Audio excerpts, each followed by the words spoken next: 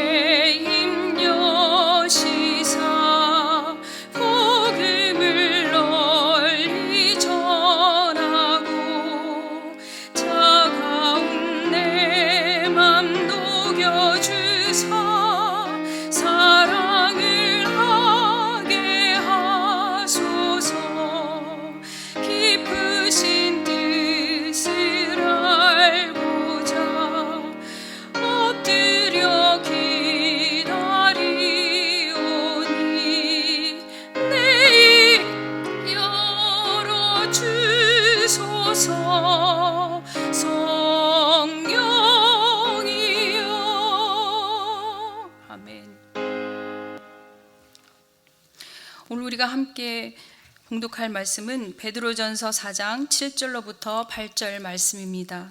베드로전서 4장 7절로부터 8절 말씀 우리 한 목소리로 봉독하여 올려드리도록 하겠습니다. 만물의 마지막이 가까이 왔으니 그러므로 너희는 정신을 차리고 근신하여 기도하라. 무엇보다도 뜨겁게 서로 사랑할지니 사랑은 허다한 죄를 덮느니라. 아멘. 오늘 본문의 시작이 마지막이 가까이 왔다고 시작하고 나니 조금 긴장감이 들고 무거운 마음이 들기도 합니다. 혹은 이 마지막이라는 단어 때문에 두려움이 있지는 않은지라는 생각이 들었습니다. 우리가 살아가고 있는 지금 이 시대를 두고 많은 분들이 자연스럽게 이렇게 말씀들 하십니다. 아이고 말세야, 마지막 때야, 이렇게 말씀들을 하시는 것을 들을 수가 있습니다. 저 또한 가끔씩 그런 생각을 하게 되고 또 말하게 되는 것을 봅니다. 그럴 때 제가 한번 생각해 보았습니다. 왜 그런 생각들을 하게 될까라고 생각을 하게 되다 보니 이 생각의 기준이 어떤 정상적인 삶의 틀을 벗어났을 때 그런 틀을 벗어난 사건과 사고, 또 우리의 행동들, 생각들, 또 자연의 재해들, 이런 것들이 일어나는 것을 보게 될 때 그런 말들을 자연스럽게 하는 것 같았습니다. 정상적인 삶의 틀이란 무엇일까 또 한번 생각해 보게 되었는데요. 하나님이 창조하셨던 그때가 가장 완전하고 이상적인 모습인데 반해 지금 우리가 살아가고 있는 이 시대의 모습은 창조의 모습과는 달리 많은 부분들이 역사적으로, 사회적으로, 문화적으로, 환경적으로 파괴되어 가는 것을 보며 종말을 떠올리게 되는 것이 아닌가 싶습니다. 오늘 우리가 함께 읽은 본문의 말씀은 만물의 마지막이라는 종말을 예시하며 곧 오실 예수 그리스도의 재림, 임박하심을 예고하는 종말을 뜻하기도 합니다. 베드로가 이 서신을 쓰게 된 목적 중에 하나가 예수를 믿는 크리스찬들의 박해가 아주 극심한 때에 성도들이 흔들리지 않도록 권면하고 위로하기 위함이었습니다. 또한 마지막 때가 되면 일어나게 될 기근과 지진, 또 난리의 소문, 또 거짓 선생들의 미혹과 적그리스도의 출현에 대해서 이미 예수님과 함께 있을 때에 제자들에게 예수님께서 말씀을 하셨기 때문에 베드로는 그 당시에 그런 일들이 일어나고 있음을 깨닫고 더욱 근신하여 깨어 있기를 성도들에게 권면한 것을 알 수가 있습니다. 오늘 본문은 이러한 상황 속에서 끝까지 믿음을 지키며 다시 오실 예수 그리스도의 재림을 기다리며 이 어려운 고난의 시기에 어떻게 살아가야 하는지 베드로는 성도들의 신앙의 자세에 대하여 권면하고 있는 것입니다. 앞서 말씀드렸듯이 이미 예수님께서 제자들에게 마지막의 끝에 어떠한 징조가 일어날 것인가를 말씀하셨듯이 그 내용을 보게 되면 비단 우리가 살아가고 있는 이 시기의 성도에게도 해당되는 말씀들이 아닌가라는 생각이 떠오르며 오늘 이 말씀을 비추어 우리가 어떻게 살아가야 할지를 또한 함께 나누도록 하겠습니다. 첫 번째로 베드로는 마지막이 가까이 온 시점에 성도가 가져야 할 자세로 정신을 차리고 근신하여 기도하는 것이라고 권면하고 있습니다. 여기서 정신을 차린다, 이 의미는 두 가지의 단어가 합성되어서 하나는 보존하다, 지키다라는 의미를 가지고 있고 하나는 지혜, 생각, 분별이라는 단어의 두 개의 단어가 합성되어져서 명령법으로 사용된 것을 알 수가 있습니다.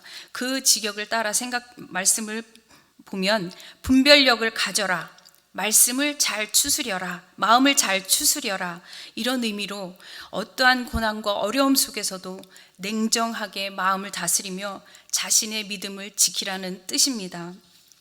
또한 근신하여로 사용된 이 어원적 의미에도 이런 의미가 있습니다.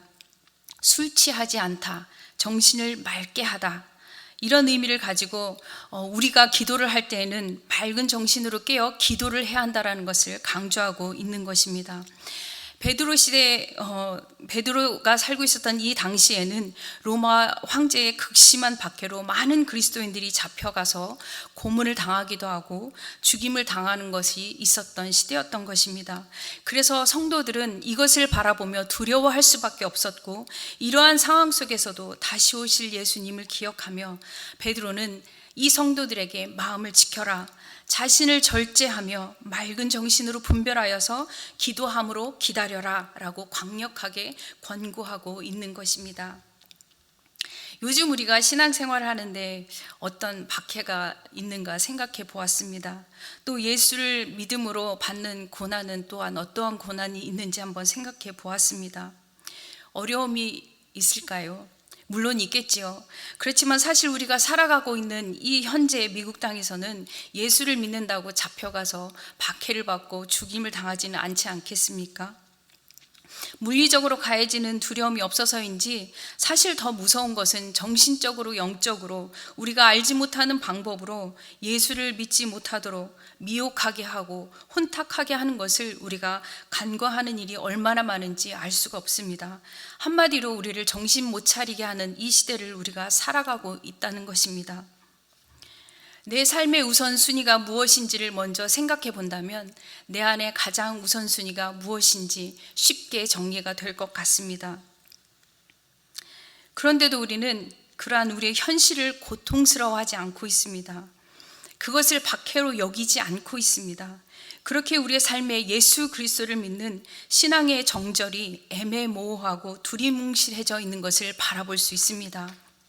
사랑하는 여러분, 우리는 이 말씀을 붙들고 자신을 절제하며 정신을 차리고 근신하여 기도하여야 할 때인 것입니다. 우리가 알지 못하는 사이 이미 우리를 미혹하는 영들과 혼탁해 하는 영들이 지금의 상황을 통하여 아유 괜찮아, 괜찮다, 그만하면 됐어 라고 우리를 안정시키며 예수님 앞에 집중하지 못하도록 하게 합니다. 우리가 지금 현재 가장 문제가 되는 바이러스가 불가항력적인 문제로 우리를 공격하고 있지만 육적인 건강을 위해서는 우리가 많이 노력들 하고 계십니다. 그렇지만 영적인 건강과 안전을 위해서는 오히려 무장 해제를 시켜버린 것이 아닌가라는 생각을 하게 되었습니다. 대면의 예배가 비대면의 예배로 바뀌면서 우리의 예배는 달라졌습니다. 자신을 절제하며 온라인의 예배 자리를 지키며 예배하는 것이 점점 어려워지고 있는 현실입니다. 시간이 점점 바뀌어져서 게을러져 가고 있습니다. 나의 편리에 따라서 예배 영상을 보게 됩니다. 말씀이 중요하다는 생각을 갖고 있기 때문에 말씀만 잘라서 듣고 있습니다. 전체적인 예배는 드리지 않습니다.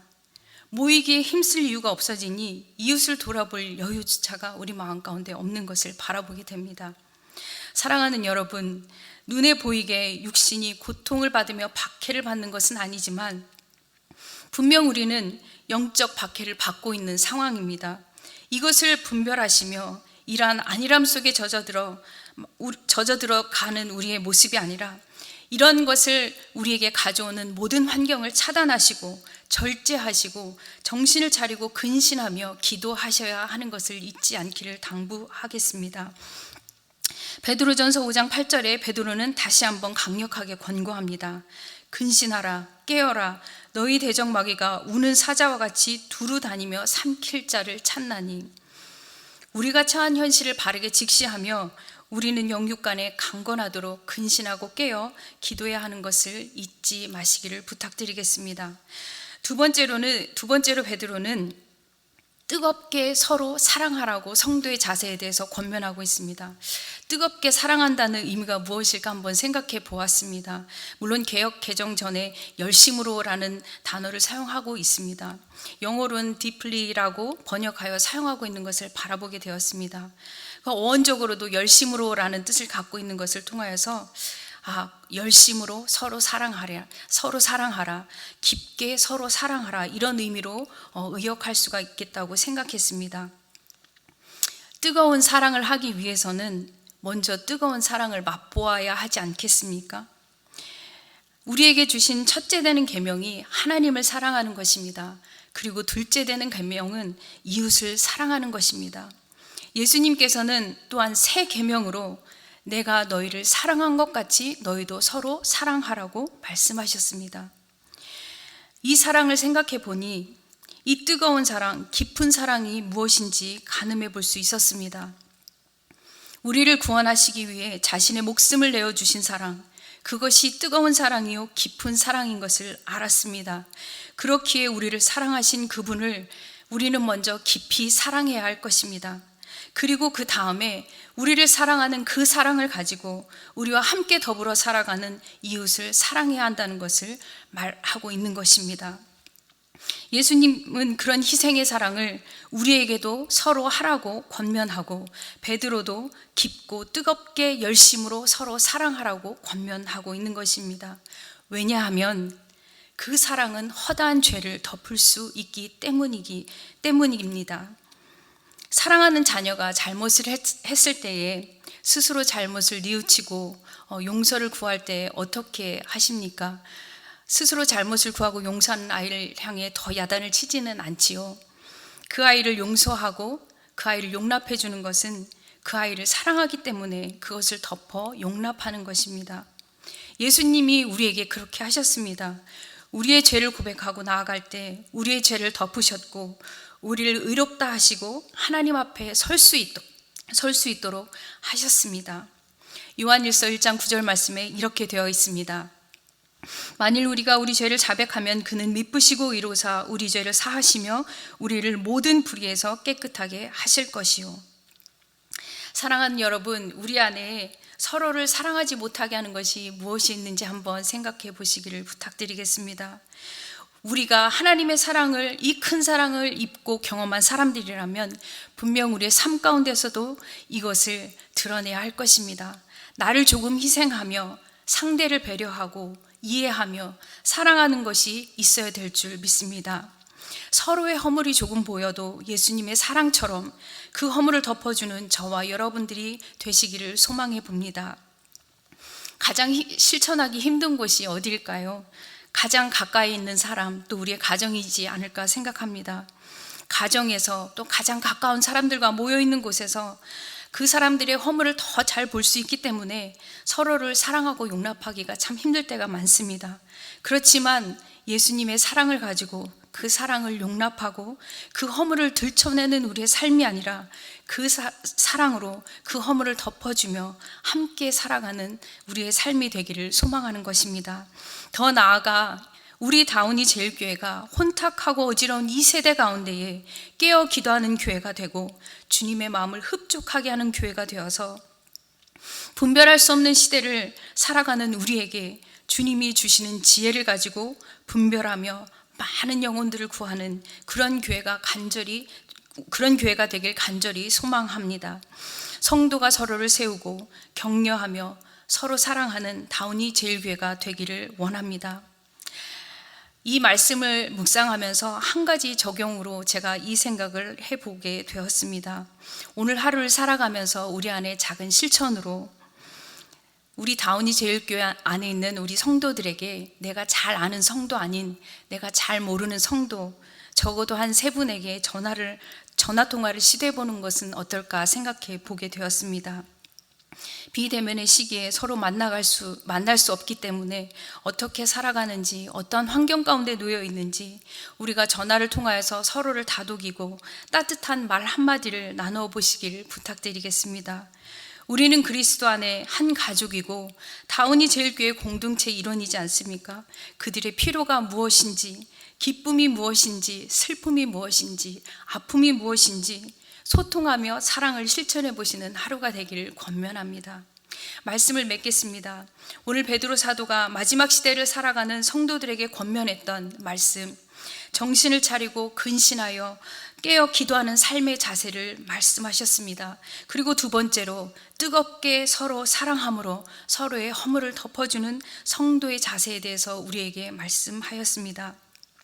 오늘을 살아가는 저와 여러분에게 동일하게 이루어져야만 하는 이 말씀을 잊지 않기를 부탁드리며 또한 우리가 속해 있는 공동체인 다운이 제일교회 성도의 한 분 한 분이 이러한 삶을 살기로 결단할 때 우리 교회는 자연적으로 깨어 기도하며 이웃을 사랑하며 섬기고 살리는 교회가 되리라 믿습니다. 그리하여 주님의 마음을 시원케 해드리는 교회, 이 시대의 어둠을 밝히는 교회, 구원의 방주가 되는 교회가 될 것이라 분명 믿습니다. 오늘 하루 이 말씀을 기억하며 작은 실천을 이루어가는 저와 여러분들이 되시기를 간절히 소망합니다. 함께 기도하겠습니다. 사랑의 하나님, 참 감사합니다. 하나님께서 먼저 우리를 깊이 사랑하여 주셨고 그 사랑의 깊이가 어떠한지를 우리에게 알려주셨습니다. 하나님, 그 사랑을 경험한 우리의 삶이라면 하나님, 우리의 삶을 통하여서 그 아름다운 사랑이 흘러가기를 간절히 소망하는 이 아침입니다. 하나님, 이 세대를 살아가며 우리에게 분별할 수 있도록 도와주시고 하나님, 근신하고 정신을 차리고 깨어 기도하여서 하나님 앞에 온전하고 흠이 없는 하나님의 사람들로 살아갈 수 있는 영적인 하나님의 사람들이 될 수 있도록 우리를 인도하여 주시옵소서. 오늘도 이 말씀을 붙들고 결단하면서는 하나님의 사랑하는 성도들에게, 저에게 하나님의 놀라우신 은혜와 사랑을 베풀어 주시고 허락하실 것을 믿사오며 살아계신 예수 그리스도의 이름으로 기도합니다. 아멘. 하늘에 계신 우리 아버지여, 이름이 거룩히 여김을 받으시오며 나라의 마옵시며 뜻이 하늘에서 이룬 것 같이 땅에서도 이루어지이다. 오늘날 우리에게 일용할 양식을 주옵시고 우리가 우리에게 죄 지은 자를 사하여 준 것 같이 우리의 죄를 사하여 주옵시고 우리를 시험에 들게 하지 마옵시고 다만 악에서 구하옵소서. 대개 나라와 권세와 영광이 아버지께 영원히 있사옵나이다. 아멘.